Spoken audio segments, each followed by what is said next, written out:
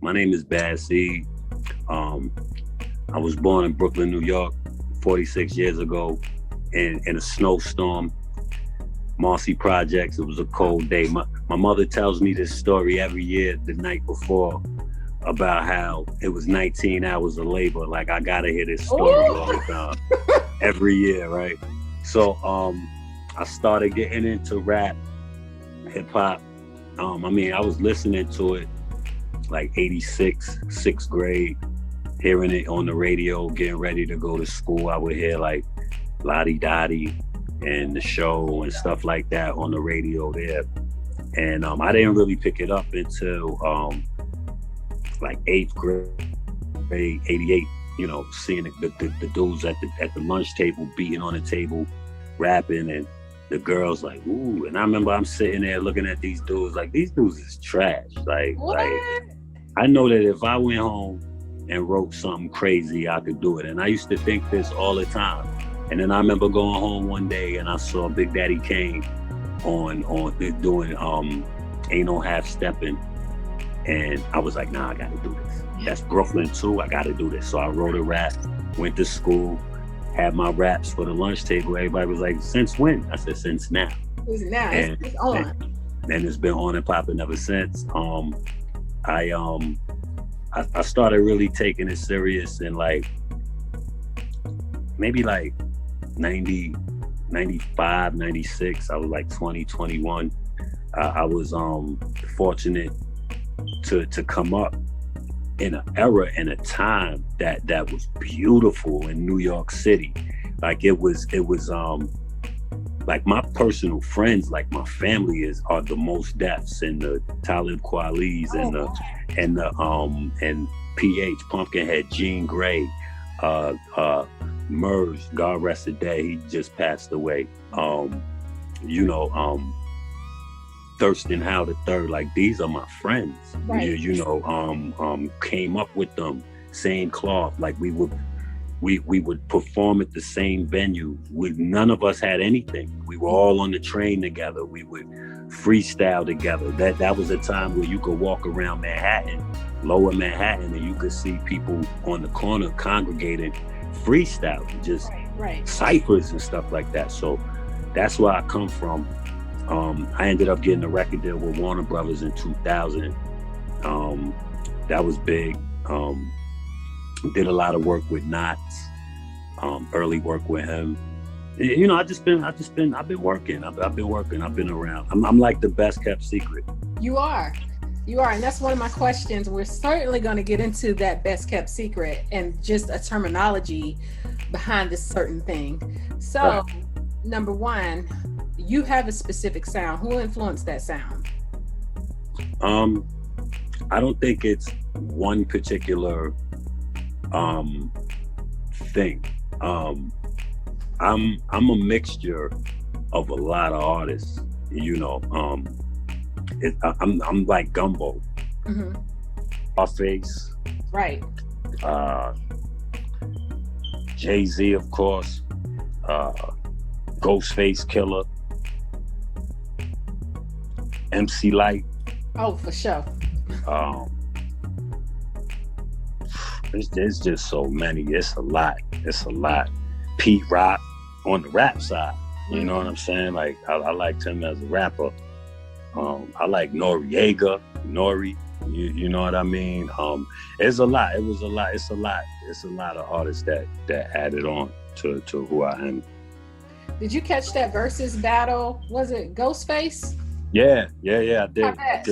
That was great. That was the most fun I had with hip hop in a long time. Mm-hmm. Word up. And like I was up dancing, quoting lyrics. It felt like 96 and I had a whole lot of drugs in my book bag. That's what it felt like. And we were gonna go somewhere and get empty the book bag. You know what I'm saying? It took me back to emptying the book bag. Oh man, it was heavy back then, huh? Yeah, it was crazy. Shout to the 90s. The 90s was definitely Lord. It was definitely different. You know what I'm saying?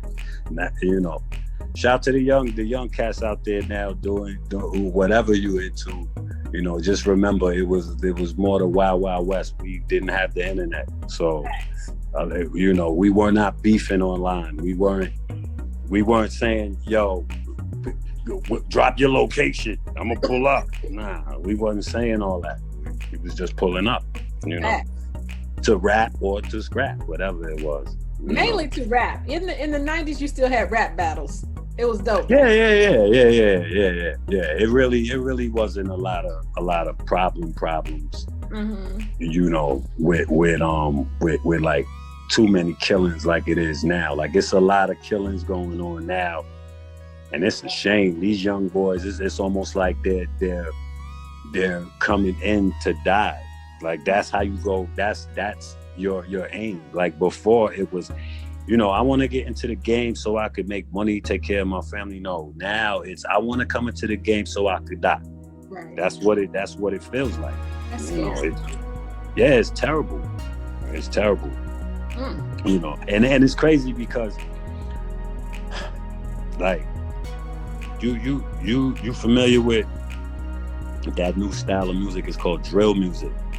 And basically, it's the style that Pop Smoke was making. Oh, it's real big in Chicago, and Brooklyn has a real big drill scene right now. It's mostly the young cats. It's trap music on steroids, because basically what it is they basically threaten each other on records, and then after they make the record, they go carry it out. Like, it's crazy. You know, it's crazy. It's a lot of it. And I mean, I'm not gonna lie, I dig the music, because I just don't think that they should take it so literal and do it like that. Like, there's nothing wrong with making aggressive music. Right. You know what I'm saying? Because I personally think that it could be a dope outlet. Like, when you're stressed out and you're upset, instead of going and beating somebody up, go beat up the paper. Right. Take it out on the paper. You know, create, do something. You know, do something that'll be tangible or worth something later. You know, you could turn the negative to a positive with that. But it's interesting you say that, because I think Chief Keef was the one who kind of really started that whole movement. Yeah, you could say that. But some out there would beg to differ. That it was Lil JoJo, rest of dead. You know, Lil JoJo made a song. What was it called? GDK, which is you know, Gangsta Disciple Killer. You know, that was the name of the song, and he was a young cat, and he had a lot of influence too, and that pretty much set the city on fire. Chief Keef came a little bit later, but that song is pretty much what set Chicago on fire. You know, with that. Right. Man, out to Chicago, man. There's some real ones out there. It's crazy. Well, Chicago is definitely off the chain. Yes, Lord. For sure. I mean, I'm not saying they are off the chain, but they have a lot of stuff going on that's making news every other day. Yeah. I mean, of course, it's a beautiful city. You know, just like anywhere. Right. They're beautiful cities, but you know, due to conditions and due to things that are occurring, there's really not too much choice sometimes, you know, to do certain things. And you know, it's almost impossible to be a drug dealer and not have to carry a gun. So now that's another charge that you have. So think about it. The average person that's a good person, that maybe he just can't get a job, or he's trying and everybody's turning him down and whatever, right? Let's say he's like, all right, cool. Well, you know, I still have these bills that need to be paid. I'm going to sell some drugs. There's no way that he's going to sell drugs, especially in a city, and not have a firearm on him. So now, not only are you if you get caught, not only are you getting caught with the drug charge, now you're getting the firearm charge, and you was just chilling, like you just really just wanted to make some money, like you ain't even really about all that. Right. You was gonna just defend yourself if you had to, you know. And how many stories of that is going on? It's sad. It's terrible. It's very sad. And then, you know, with Biden making the new law where you can just go in the house and seize the guns. And I'm like, God, dog, that's, in my opinion, martial law. You know what I'm saying? Right. Right. I do understand the intent, but it's still, you have to Right. be careful with that law, because you have law-abiding citizens that have their permits. So, Right. But that's a whole. Not to mention, we have the right to bear arms. Right. I mean, yeah, they regulate it and they make it that you have to have a license to do so or whatever. I do understand that. Mm-hmm. So, I mean, I encourage people to get their license. You know what I'm saying? Like, why not? Right. Get legit. So, my musical question. Yeah, sorry. Like we cousins. We ain't seen each other in a long time. Yeah, facts. You know. So, what's your favorite album drop from your collection? Wow. It's a lot. It's between two. The first one would be, I did a collaborative project with a friend of mine from Florida. Mm-hmm. His name is Naps and Dreads, very talented artist. And see, I like to make visual albums and like kind of make concepts and stuff around the project. Right. So Naps happens to be Jamaican, and I grew up in Brooklyn. And it's a real heavy Caribbean population. And so, I know, I understand patois and stuff like that, right? So whenever me and Naps talked on the phone, we were always talking patois for like 5 minutes before we even get into whatever the conversation is. Like, why? Yeah, you know what I mean? And we just going back and forth. Right. So one day I was like, yo, we start talking about the movie Shotters. And I was like, yo, you know what? I'm a hothead like Wayne, and you're so smooth and cool like Biggs. Yo, let's emulate those characters and make a sequel to the movie, but it's an album, right? So I reached out to the real Teddy Bruckshot, rested dead. This was actually the last project that he did before he passed away. Shout out to Louis Rankin, the OG, the legend. Reached out to them. He was like, where you from? I told him I was from Brooklyn. He loved that. My family that. You know what I mean? So we connected. He did the the intro for us. And the whole concept of that album is us finding and killing Teddy because he tried to kill us at the end of the movie and missed. You know what I mean? So that's what that is. And I think my next favorite project is Caesar Borgia. And I put that out last year, but like to this day, I put Caesar Borgia on and I just feel away. It's basically talking about how the picture on the wall that we're trained to pray to, how anybody with any sense in their head knows that is not Jesus. Right. That is Caesar Borgia. You're praying to Caesar Borgia. He was the son of the Pope. He was like, I'm just basically letting people know who he was. Like, he was actually, that guy is actually a murderer. He's, no knock to him. You know what I'm saying? He's Derek Jackson. You know what I'm saying? That's who he is. Right. Caesar Borgia. He got everybody thinking it's one thing, but it's really something else. Caesar Borgia is Derek Jackson. Right. You talk about the cheater. Yeah, facts. So that's who Caesar Borgia is. And I just was basically telling the people who don't know who he is. You know what I'm saying? Dang. Okay. So you definitely prolific. And it's something that you said when I watched one of your interviews, that you are a fan of content and Showtime jingles. So why is it important to incorporate different elements of all these things into your songs? Because it's nostalgia. I like everything old.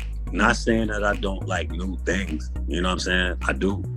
I think that they're necessary, but I like old things because life is so crazy, and sometimes I like to sit back and reminisce of when I really didn't have to worry about nothing. Right. You know what I'm saying? Like, we were in such a rush to become grown-ups, and it hit for real. You know what I mean? For some of us, really early. Right. You know what I'm saying? And before it was supposed to happen. Right. Literally. And I don't know. I shit. Let me tell you, if Gem and the Holograms or Tom and Jerry was on the TV right now, I'd probably be like this, like, pardon me, I'm sorry. You know what I'm saying? Because it just takes me back to those times. And with music, I'm such a nostalgic person. I try to incorporate a lot of the things that made me happy when I was young. Right. In my, you know what I'm saying? Oh, I'm sorry. I thought you was answering the phone or something. No, you good. So, and then speaking of that, tell me about your newest project. Get Home Safe. That comes out on April 10th. I'm pretty excited about it. I think it's dope. It talks about gentrification and what it's done to my city, and it's pretty much a cautionary tale to let people know that are thinking about moving into New York City. And when I say those people, I mean those people that are from the suburbs and from a certain walk of life. Hey, come to New York. It's beautiful. It's a beautiful place. Just like we said about Chicago, it's a beautiful place. But don't get it twisted and think that because they started cleaning the shit up, that the element is not still there. They tried to push people out into actually upstate, like they're trying to push, the urban communities upstate in New York, and by raising the rent in these developments in New York City. So, but what happens? What about the guy who sells drugs and is a fucking killer, and he still lives there, and he can afford the rent? He's still there. Like you understand what I'm saying? Like what would make you think that is sweet? You're outside walking that little dog that's about the size of my heel, the size of my foot. You walking the dog on one of the bloodiest streets in history. You know what I mean? Like, it's sweet outside. So it's just basically a cautionary tale. Like, yo, just be careful and get home safe, please. You know, that's what that's about. But we just put another project out a month ago. It's called Kill Switch 2, The Devil's Rejects. That's another visual album. I'm a big fan of Rob Zombie and the Devil's Rejects, House of a Thousand Corpses, and Three from Hell, the trilogy. So myself, Honey De Niro, and Stuck B, we took on the characters of them and made the album just like it, you know what I'm saying? So we're pretty proud of that. The single Fleetwood is out now. The video's out. It's crazy. It's a cartoon. It's crazy. I think the records that you have that was sent to you, I think that it's probably I Was Caught Up and Homer. And I Was Caught Up is from a project we put out in November. Me and my partner Blitzkrieg. It's called The Sixes. And the Homer record is from a self-titled project I put out about 2 months ago. So, I'm putting out projects damn near every month, or every other month. I can't hear you. You hear me now? Yep. So basically you're super consistent. So I have two more questions, and one is going back to your original statement about being a hidden gem, and that's you're one of the most prolific underground rappers I have ever heard. Like, just super dope. Appreciate it. You're welcome. So cerebral. That's how I Good word. Good work. Thank Good word. you. Word up. Folks that's not familiar with the difference between being underground and being signed, can you tell people what that is? Well, the funny thing about it is, I you can be signed and still be underground. Mm-hmm. You know, I think the difference is mainstream and underground. Right. You know, or mainstream and independent. I'm sorry. Independent. It depends on the artist. It depends on the artist and what works for you. You know. There are some artists that would rather being signed because they don't really have to worry about doing a lot of the footwork, a lot of the groundwork. Like a lot of things will be getting done. Right. But the problem with that is, especially with major labels, the staple now is to give out those 360 deals where the label has stake in basically everything you do, show, money, merchandise, everything like that. Those are 360 deals. But in return, you're getting a lot of support with marketing, maybe tour support. And these are the things that's key, you know, to drive your Spotify numbers, your Apple numbers, or whatever.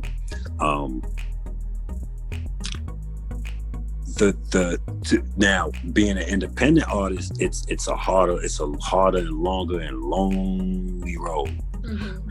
But the benefits of that is if you do become successful, and you're able to make it work for you and get out of the red into the green, you're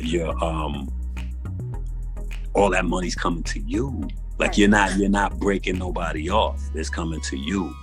And it's a little more self-gratifying that you did it yourself. I mean, that's just my opinion. You know right, what I'm saying?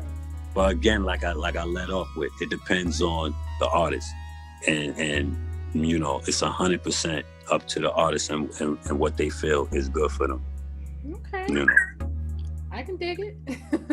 Yo, I did an interview yesterday, and the guy who interviewed me, he brought up a really good point. He said that by the end of did he say the end of this year, the end of next year? He said that there's about to be no more labels. Mm-hmm. The labels are gonna actually be the platforms, the Spotifys, the titles, the Apple Music. Like you gotta sign to them. Right. You know what I'm saying? And I can see that happening. You know what I mean? I can really see that happening. He went into breaking it all down. It made sense. But I can definitely see that happening. So artists, prepare for that. Mm-hmm. Prepare for that. Yeah. Prepare for that, because you might have to, if you want to go quote unquote mainstream, that's the route that you might have to go. And then they got strangleholds on playlists and stuff like that. It's big, like it's a lot to it. And I think people really need to pay attention to it. And that's another thing. When you're independent, you gotta really have your ears and your eyes open wide. You have to pay attention to everything. The shit is moving too quickly. Right. When you're with a major label, you're paying them to worry about everything. Mm-hmm. You know what I'm saying? Right. And you all you got to do is show up and smile for the camera and go to the studio and record the product. Right. But look at how much money you're losing. But you're also netting in more money because you have that marketing machine behind you. So again, there's pros and cons, and it just depends on what's good for you. And it's all about the machine. Facts. For our viewers, can you tell them where to follow you and download that music? Yeah, okay. So you can, my Bandcamp, The Bad Seed 6. If you go to bandcamp.com/The Bad Seed 6. That's my Bandcamp. If you would like to support, monetarily, y'all can go there to download material. If you want to support by streaming, you can find me, The Bad Seed. I am on Spotify, Tidal, Apple Music, TikTok, YouTube, all of that stuff. Everywhere. I'm old. It's hard to keep up with all that stuff. So yeah, all those platforms. I'm on all of those. You look me up. My music is there. You can follow me on Instagram at The Bad Seed Brooklyn, BKLYN, The Bad Seed Brooklyn, and you can also follow 6 Man Entertainment. That's the company. And I want to give a big shout out to Honey De Niro, another incredible artist, under our umbrella. Mm-hmm. She just put a record out called Blood Graffiti about a week or two ago, and she's dropping actually tomorrow a record called Aries. Shout to all the Aries out there, and we just got a lot of stuff coming. She put an album out called Retribution in December of last year. Y'all make sure y'all check that out. It was fire. She the hardest lady spitting right now. You have to check her out. Yeah, she the hardest lady spitting, and we want all smoke, all, not some, not a little bit, not half, all, 100%. So shout to my retard, him as well. He under the umbrella. Shout to Murder Megs. Shout to Freak Show. Producers that we rock with. Shout to the team, CJ Dove, Kill Ripken. The whole crew. Yep. Somebody say, I choose violence today. We want the smoke. All of it. When it come to that, when it come to making music, I don't think that's why the company's called 6 Man Entertainment. The whole idea is the 6th man on the bench, the underdog, the guy who's just as good as those guys that are playing in the game. But we gotta wait till something happens for us to get on the floor and show that we really get busy. But when we get on that floor, it's for the underdog. I represent them. I represent the awkward person in school that's being slept on. I represent the person up at work that is not being the person at your job that's not getting the opportunities that they deserve. They're getting hated on or overlooked for political reasons, or just because they might not have enough seniority, or whatever the bullshit is that's keeping them from attaining what they need to attain. That has nothing to do with their talent or ability to do it. You know what I'm saying? I represent them. And all of us, we all feel the same way. And sorry to the people who feel away about it. That's why we want all the smoke, because we're always having to prove ourselves, and we feel that we're talented enough to show up every time to prove themselves. So I will say again, we want all the smoke. and if there's an MC out there that feels froggy, my name is Bad Seed. No subliminals, just say my name. Just say my name. That's all. Just say my name, but make sure I hear it too. Like, don't be one of them dudes that's in your basement and you just know. Be somebody that's worth slaughtering, because I'm not about really just chopping off the head of innocent bystanders that really have no direction. Somebody should have just gotten his ear, told him, nah, not Seed. But somebody that's, if you listening, yo, man, I mean, come on, man, it's hip hop, yo.